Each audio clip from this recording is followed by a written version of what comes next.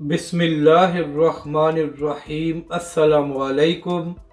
मैं हूं अली असगर और आप देख रहे हैं मेरा यूट्यूब चैनल। अल्लामा साद हुसैन रिजवी का बड़ा चैलेंज।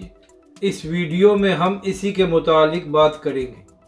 नाज़रीन कराम, 22 मई को मज़ार कायद से अल्लामा साद हुसैन रिजवी ने पाकिस्तान बचाओ मार्च का आगाज़ किया था और कल 17 दिनों बाद तहरीक लब्बैक का पाकिस्तान बचाओ मार्च लाहौर में दाखिल हुआ है। नाज़रीन कराम, इन 17 दिनों में अल्लामा साद हुसैन रिजवी और तहरीक लब्बैक के दीगर कायदीन ने अपने कारकुन के हमरा तमाम मुश्किलात को बर्दाश्त किया।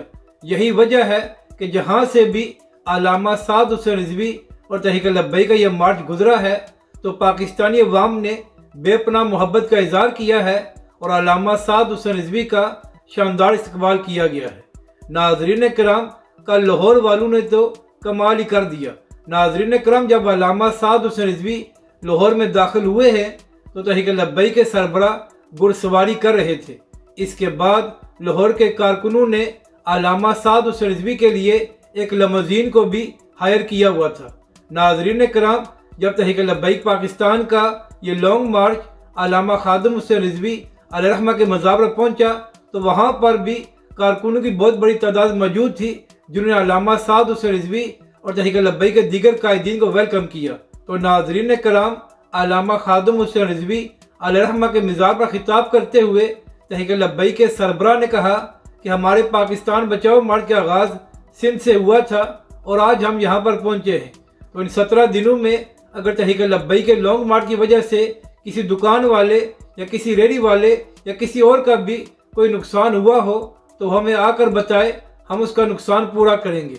नाज़रीन कराम, तहरीक लब्बैक के सरबराह ने यह बात इसलिए की कि बहुत से लोग तहरीक लब्बैक पाकिस्तान और उसके कारकुनों पर यह इल्ज़ाम लगाया करते थे कि तहरीक लब्बैक वाले तोड़ फोड़ करते हैं।